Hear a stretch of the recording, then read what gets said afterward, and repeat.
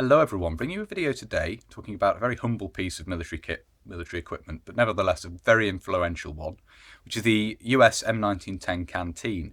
We're going to be looking at the M1910 Canteen and its various offspring. This is not exhaustive. I mean, a video which covered every variation would be ridiculously long. This is just drawing on my collection that I've amassed of various different countries' takes on the M1910 Canteen, obviously the move to plastic in the 1960s.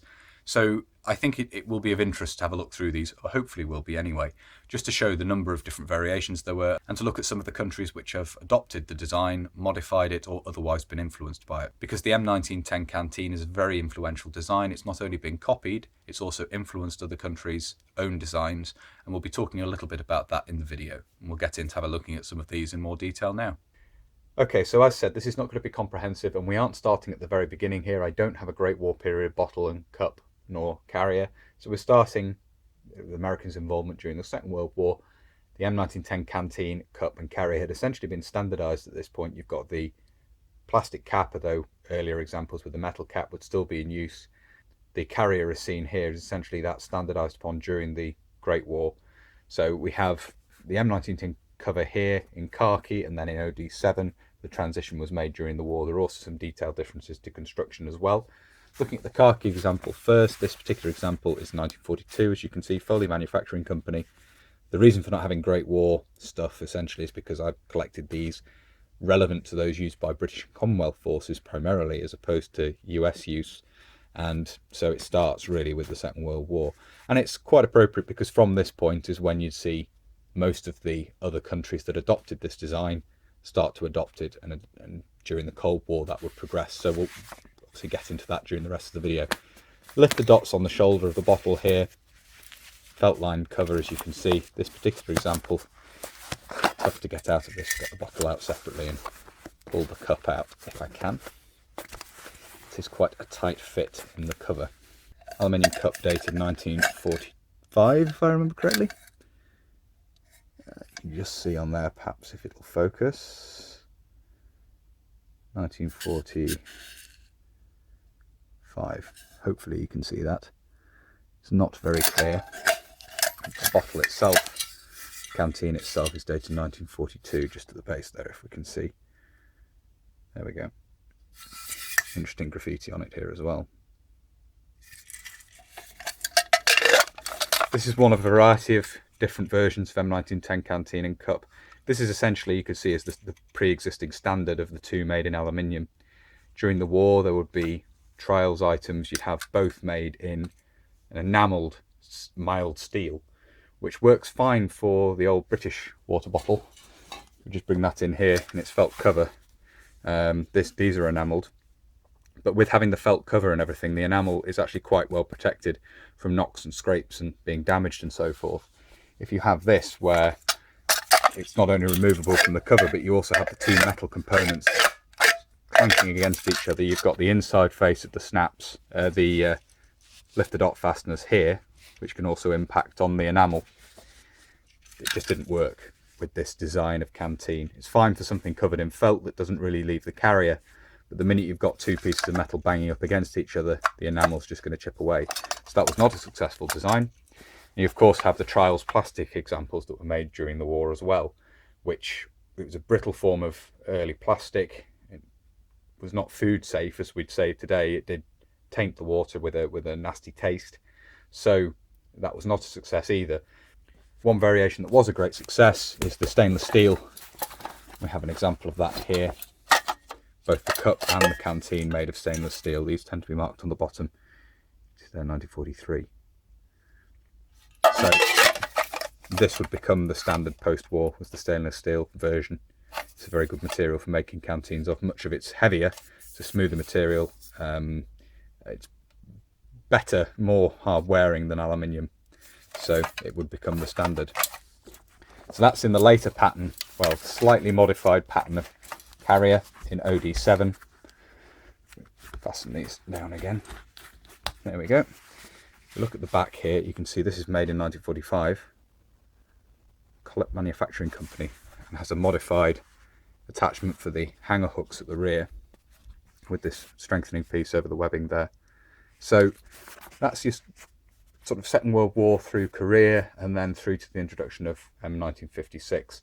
Rather than looking at this in order of US production and then other countries' production, I'm going to try and go through it roughly in chronological order.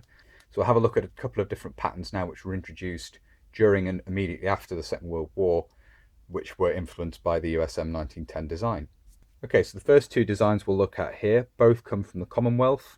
This is obviously the British 1944 pattern and the Canadian 1951 pattern. The British deviates somewhat from the M1910 design, but it's clearly inspired by it. You have obviously lift-the-dot fasteners on each shoulder of the carrier, and obviously M1910 hanger hooks on the rear. But it does also have a belt loop, as you can see there. This will also fit on the belt loop. The carrier deviates from the M1910 design. It's not lined, it's just webbing. And it does also have a pouch in the rear for the millbank bag, which is a filter bag. You can see in the rear there. You can carry a millbank filter bag in the rear. Hold that out of the way. Just pop that up there for the moment. The bottle itself, in British terminology rather than canteen, obviously have a nest together in the same way. Butterfly handles on the cup, which is a difference. And then the bottle itself is a somewhat different shape and has a much larger cap. And of course this is the first pattern with the metal cap. Originally these had a chain, similar to US practice, running from the cap to the neck of the bottle, a wire around the neck of the bottle. That was very rapidly changed because it rattled, and that's not ideal. The cap can be a little bit tricky on these sometimes. Cross-threading. There we go, that's it. We'll get back to that. You'll notice the noise that makes screwing in and out. That would lead to a change which came about a little bit later on. So we have the 1944 pattern with its cover or carrier there. The 1951 pattern is a lot closer analogue of the US M1910 Canteen and Carrier as used during the Second World War. You can see on the back here we have, this has actually been repaired at some point, but we have the hanger hooks not reinforced, just on a piece of webbing, much like the khaki example we looked at previously. We do have the addition of buckles on the side, which means this could be attached to the brace ends, because the 1951 pattern was akin to 1937 pattern, and so you have those fittings there, much as you would have had on the preceding 1937 pattern water bottle. You have buckles on the sides, and you have Canada's a strange enclosed version of the lift-the-dot fastener, but they are lift-the-dot fasteners, as you can see there. So that's essentially copied across as well, and this is felt lined, as you can see in there. With the stitching and everything else, it is very similar to the M1910 design. The canteen itself is a Canadian copy of the US M1910, complete with the chain and everything, the same design of cap. You can see the markings on the rear there. It's 1957. See there? So, the 1951 pattern, a much closer analogue of the M1910 than the British copy. Whilst we're on the subject of the 1944 pattern, one other pattern we'll consider here, which was introduced later in the 1950s, it was 1956 if I remember correctly, is the rubber cap version of the bottle. This just has a bottle in, no cup or anything. The cover is the same, but you now have a rubber cap and a different design of neck on the bottle, which means that it is a lot quieter when removing. You don't need a gasket or anything there. You don't need a rubber ring, an O-ring in there, because the cap itself, if we look here, it is a hard rubber, so it will compress slightly, and that means it's watertight and it doesn't make the noise inherent in having a metal cap scraping on a metal bottle, and it seals itself. So advantageous from that point of view. That's just a variation of the 1944 pattern that was introduced later on, obviously retaining the much wider neck and so forth compared to the 1910. Okay, so continuing with the 1950s and moving over to continental Europe, we have Dutch copies of the M1910 Canteen and cover, or adaptations thereof. They are slightly different. The covers are essentially direct clones, as we'll see, of late Second World War US practice. Looking at them, there's not a huge amount to differentiate. There's no US marking, of course. On the rear, we have the later feature of the reinforced attachment for the hanger hooks there. Two lift-the-dot fasteners. We take this out here. You can see this is a later cup that I have on here, but the canteen itself, if I can pull this out of here, is a Dutch aluminium canteen with a rubber cap, as you can see there. Again, it's this hard rubber material. The very first pattern, I understand, were made with a Bakelite cap, but they were quite quickly replaced with this hard rubber example during the course of the 1950s. And then of course we have that in OD for the army. We have this in blue-grey for the Dutch Air Force, which was something carried across from British equipment, making it in the RAF blue-grey, and the Dutch followed suit and had a blue-grey set of equipment for their Air Force as well. But it is the M1910 Canteen Carrier design, again with the reinforcement piece for the M1910 hanger hooks on the rear there. So a very, very close copy produced by the Dutch during the 1950s. So jumping back to the US now, the progenitor of all this stuff, we have the M1956 web equipment comes into service in the late 1950s. It moves away from equipment being slung under the belt using M1910 hanger hooks, so they were still compatible. The belt would still accept M1910 hanger hooks on the lower set of eyelets. The carrier for the canteen was redesigned, and we no longer have lift the dot, we now have snaps, or press studs in British terminology, but snaps in US terminology. And to the rear we now have slide keepers, later to become known as Alice clips, because these would remain a part of US load carrying equipment for quite some time. You can see the markings at the bottom here. I believe this is dated 1960. You can see there. Quite a nice example.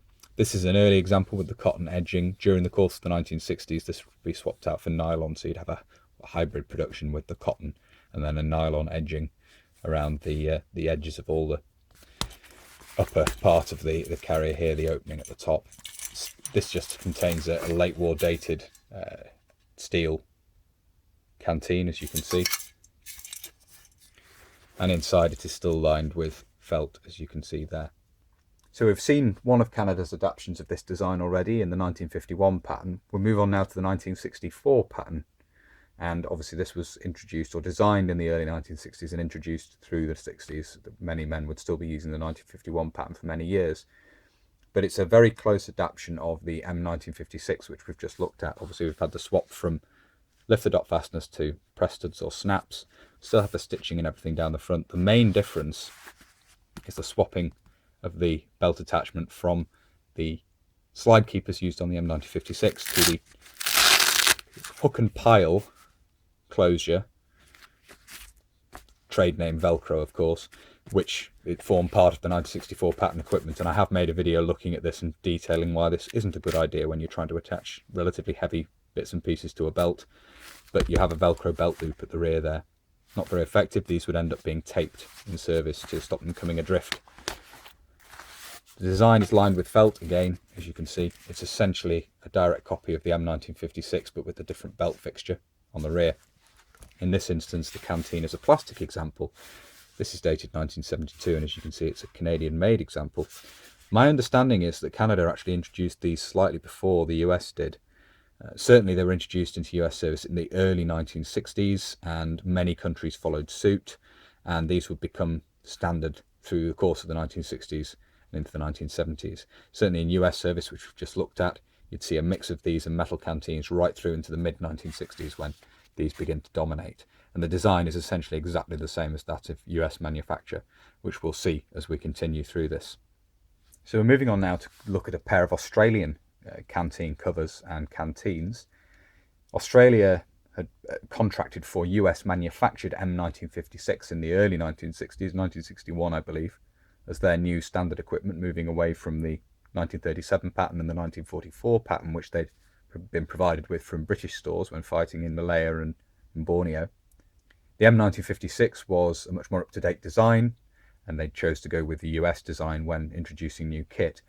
Very quickly, it became apparent that certain features were not to their liking, not to soldiers' liking, and various modifications were made, and Australian production began early during Australia's involvement in Vietnam. We have two examples of Australian-made M1956 canteen covers here, dating from the 1960s, most likely. I think one of them's dated 1970, but this is the 1960s design for production. Very, very similar, as you can see here. These actually have the nylon edging, very similar to that used on later US manufacture, which I mentioned previously, slightly different colour. We have one in a coarser webbing material and this which is in a very fine webbing. If I bring them up to the camera there, you can probably see the difference. Different manufacturers, and I just thought that was a detail difference you see in manufacture that was worth mentioning. If we turn these over here, you can see you not only have slide keepers. I think this one's dated 1969, this one's dated 1970, as you can see there. Slide keepers at the rear, akin to US M1956, but we now have the addition of a hanger hook up on a strap, very similar to that attached to the British 1944 pattern. Of course, Australian troops were familiar with and liked, so you could hang the canteens low on the belt. When carrying a rucksack or a pack, that can be quite advantageous because it clears the hips. This allows the hip pad of the rucksack to sit on the hips, the bottles hanging down below the belt, so that can be quite advantageous. The canteens themselves are a direct copy of what was by now the US standard of the plastic canteen. This particular example is dated 1968, as you can see. Made in this more of a bronzy green colour than the olive of US manufacture. And then this one I think is slightly earlier, if I remember correctly. Come here, a little bit stiff. Is this a 1965? Yeah, this is the 1965 dated example, as you can see. So, a direct copy of the US, or the US pattern plastic canteen, the same as that used by the US, and obviously in the modified Australian canteen covers. During the course of the Vietnam War, the US began to experiment in a big way with nylon equipment, which had various advantages for serving in a tropical environment. Sheds water a lot more easily, doesn't rot in jungle conditions. Even rot-proof cotton will eventually begin to deteriorate in jungle conditions. And one of the parts of that experiment was the M1967 load-carrying equipment, which was never really issued as full sets. It was issued as components late on during the Vietnam War in some situations. And part of that system was a new design of Canteen Carrier. Now, there were quite a few different varieties of these under the M1967 and the Linklow moniker produced through the period. This is one example. The number of different experimental canteen covers that were around at the time is quite mind-boggling. But this is one example, a fairly standard example of the M1967 design, and it has various features. It obviously still has the stitching down the front. We have the additional feature which will become standardized, which is a little pocket here to carry purifying tablets in a little bottle, and that would become a standard feature of canteen covers in US service going forward. We still have on the rear, we have the slide keepers, as you can see there. You can see on the back here, cover water canteen, and we have, you can just see here, 68, which is the DSA number, various other details, the stock number and so forth on the back there. These interestingly use plastic, or this particular example used plastic snaps. I understand some of these were manufactured with these small metal snaps which are found on the side loops of M1956 ammunition pouches and so forth. There's a myriad different selection of these out there that were made during different years, introducing new and different experimental features. This particular example used plastic snaps. These were found to be inadequate, for they're very common to find on clothing and things these days, plastic press studs or snaps. So the technology must have moved on a little bit in terms of the plastics used. We look inside, as you can see, it has a pile lining, a faux pile, and the canteen itself in this instance is a US 1966 dated example, as you can see. So this is the standard US plastic canteen, which would come to be standard for many, many years. I don't actually have an example of one of these with the cap designed to allow the drinking tube on the respirator to be used. That would have been a nice thing to show in this video. Unfortunately, I don't have one, but an adapter would be designed which fitted into the cap. Well, a new design of cap with an adapter, a valve in it that could take the drinking tube from the US respirator was designed. I don't have one of those, but that's another feature that would appear during the 1960s. So that's the M1967 with a 1966 US canteen. Having looked at the late 60s, we're now into the early 1970s, and Australia introduced a new design of Canteen Carrier around the end of Australia's involvement in Vietnam. So it's pretty clear from photographs that these didn't appear in service in country, but were around at that sort of time. And the design has been further modified in having drainage eyelets in the base. If we look to the rear here, we still have the layout with the extra set of hanger hooks up on a strap there. We now have belt loops in addition to a fitting point here for the slide keepers.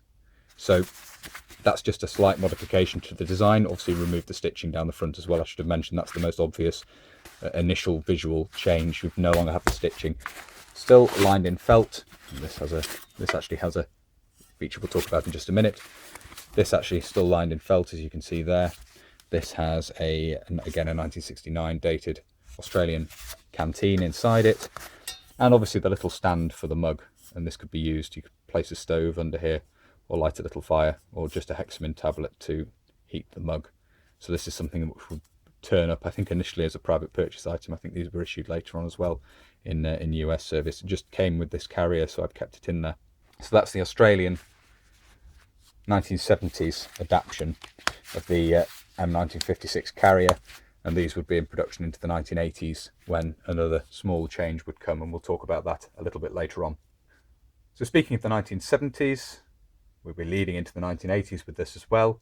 The US decided to introduce nylon equipment for use in various theatres, in all theatres. M1967 before had been designed for use in the tropics, intended for use in the tropics. The new load carrying equipment, Alice, would be introduced for use in all theatres, and the move would be made from cotton web equipment to nylon. And we have here a standard version of the Alice canteen cover. We have a band of reinforcement here for where the lip of the cup sits inside, and we've lost the stitching down the front in this particular instance. There were transitional versions of these which retained the stitching down the front, so it's almost a gradual change in the design, and then finally a standardized version, and that's what we have here. We still have the little pocket we saw on the M1967 for the bottle containing the sterilizing tablets. Obviously press studs on the two little flaps there. Slide keepers, now Alice clips on the rear. This is actually an LC2 example, and it's got an 07 date on the DSA, so this is quite a modern example, quite a recent example. It's a US printed on the front there, as you can see, and this contains a later version of the Canteen Cup, which has butterfly handles, and this is again a 60s dated US canteen. There is a marking on the cup anywhere. I don't think this is actually, oh no, there we go, yep, you can see. So this is a US stamp on the bracket for the two handles there. So this is sort of set up for 1980s, really, which will lead us nicely into the other bits and pieces we're going to look at now.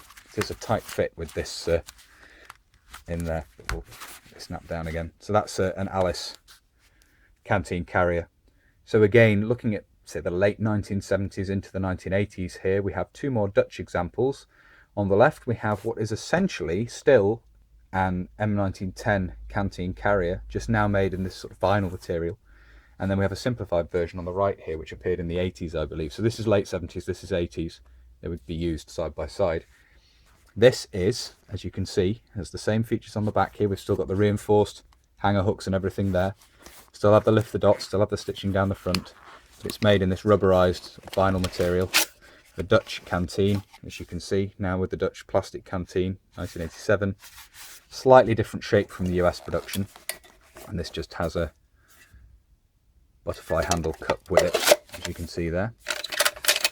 So that's the Dutch canteen system. The cover, as I say, still felt lined, is literally, if we jump all the way back to the ones made in 1942 for the US, they're exactly the same design as this. Well, not 1942, sorry, 1945, the late war production US M1910 canteen covers. It's exactly the same design, just made in this rubberized vinyl material, as I say. So a last gasp for the actual M1910 design in that regard, much as the Dutch equipment at this time period was also a last gasp for British 1937 pattern. You still see this very old pattern of US equipment being copied and used. This is a simplified version. As you can see, the construction is very simple. We've actually got the doubled over section at the base here is on the outside and sort of glued and stitched in place. Press studs on the edge, it's just a raw edge, there's no edging or anything. Press studs on the flaps here. You can actually see the details are moulded into the rubberized finish there rather than being stamped on. And again, this has a Dutch canteen and cup. That's actually 81 dated, but 87 dated bottle again. We get that out of there. As you can see, a slightly different shape to the US production of plastic bottles, but still using the M1910 hanger hooks on the back in a very weary version of the a hinge there, I guess you could say. I think that's doubled over inside. This is sort of a double layer, but it's glued and so forth in place there, as you can see. Actually comes through a slit cut in the back of the material there. Hopefully you can see that. So not very hard wearing, but cheap to produce, most definitely. And you can actually see the wear that's being caused here by this just being a raw edge. But I suppose they served long enough in service to do the job, and that's all that mattered. So an economy version, I guess you could say. Definitely a cost-cutting manufacturing in this way. You do cut down a lot of manufacturing there. All the stitching and everything has been reduced to a minimum. That's two Dutch examples from the very late 1970s and the 1980s. So that's a sort of swan song for the M1910 Canteen cover in its original design, in that you still have that here at least, but made in more modern material. So sticking with the 1980s, we have something here which in a way covers two countries, I guess, both New Zealand and the Republic of Korea. This is a Republic of Korea made, New Zealand issue canteen cover. It's essentially the same as those used by the Republic of Korea Armed Forces. It just lacks their stamp, which would be on the front here.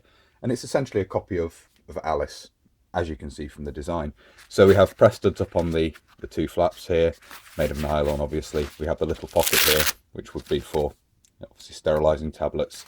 On the back you can see it uses Alice clips, so it's the same in that regard. At this time, New Zealand were using a real mix of different bits and pieces of kit. This has a pile lining in it, as you can see. This is a relatively modern production example, so it came with this sticker on the outside, this stores sticker through the barcode and everything.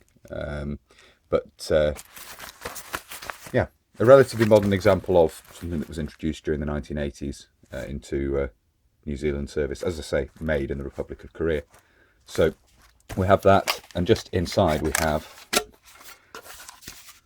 an example of one of the types of canteens that were being used at the time. This is an Australian made 1969 dated canteen, so Vietnam era.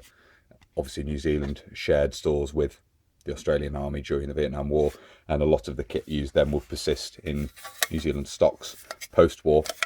And then this cup, which is slightly unusual, it's a knockoff essentially. It does have a stamp on it somewhere, if I can remember. There we go.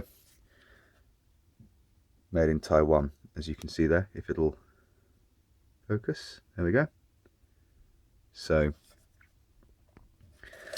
yeah, just a knockoff canteen cup, aluminium canteen cup basically, which, as I say, this I think came with one of the covers, or came in with a lot of New Zealand stuff, so I've just included it here. Whether it is New Zealand issue or not, I'm not entirely sure. Perhaps someone who knows could clarify that. But anyway, bottle and cup there, just fill out the pouch nicely.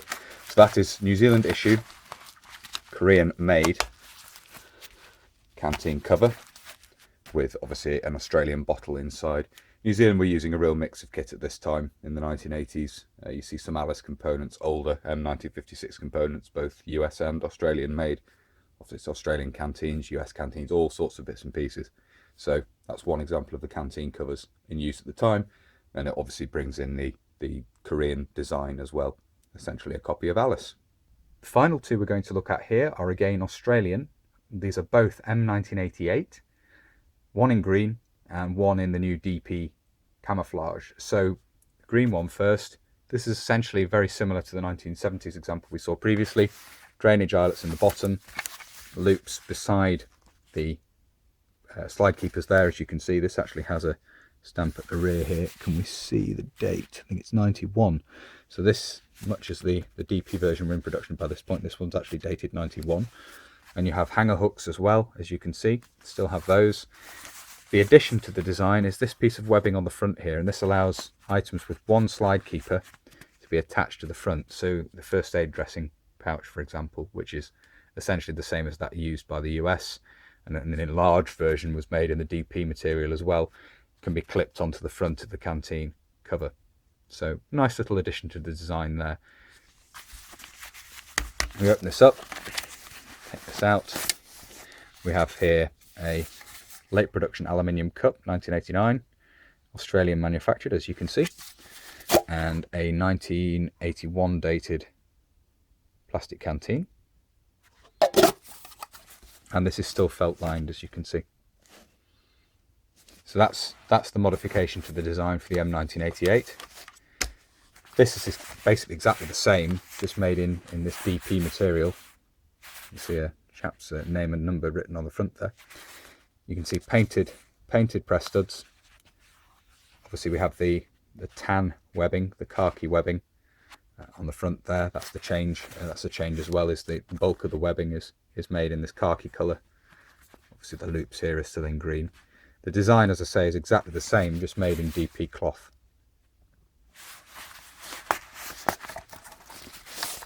And this is the bottle it came with, which is not marked, as you can see. But has the usual warning moulded into the front there, but it's a slightly different colour, as you can see.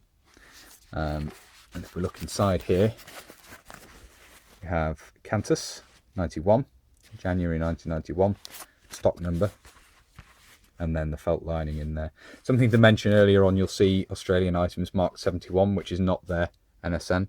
For some reason some of the early Australian kit has 71. They got the wrong NATO national code as part of the NSN, but 66 is correct. That's Australia's national code, fits in there. So that's where I'm going to draw a line under this, because this is about as modern as my collection gets, is the early 90s.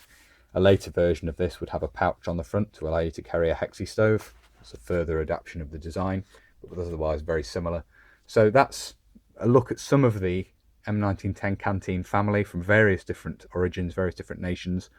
Hopefully you found it interesting running through those. So there we are. I hope you found it interesting looking at that. As I say, it's not exhaustive, it's not comprehensive.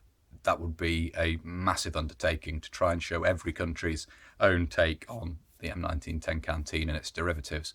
But hopefully it's been interesting having a look at this. There's some modified designs, there's some direct clones of US practice and so forth. So as I say, hopefully it's been of interest. If it has and you'd like to see more from the channel, please do consider subscribing if you haven't already. And whether you're newly subscribing or you've previously subscribed, please do make sure you hit the little bell, little notification button down below. This will of course alert you when I upload future videos. If you really like my uploads and you'd like to support the channel, you can. There's Patreon and PayPal linked down below. And as ever, a huge thank you to everybody who supports the channel using those two methods. It really is very much appreciated. Thank you all very much indeed. If you'd like to follow the channel on social media, you can. There's Facebook, Instagram and Twitter all linked down below as well. But if you'd like to make contact, you don't really use social media, there is an email address down there too. But that's everything for this video. So until next time, bye for now.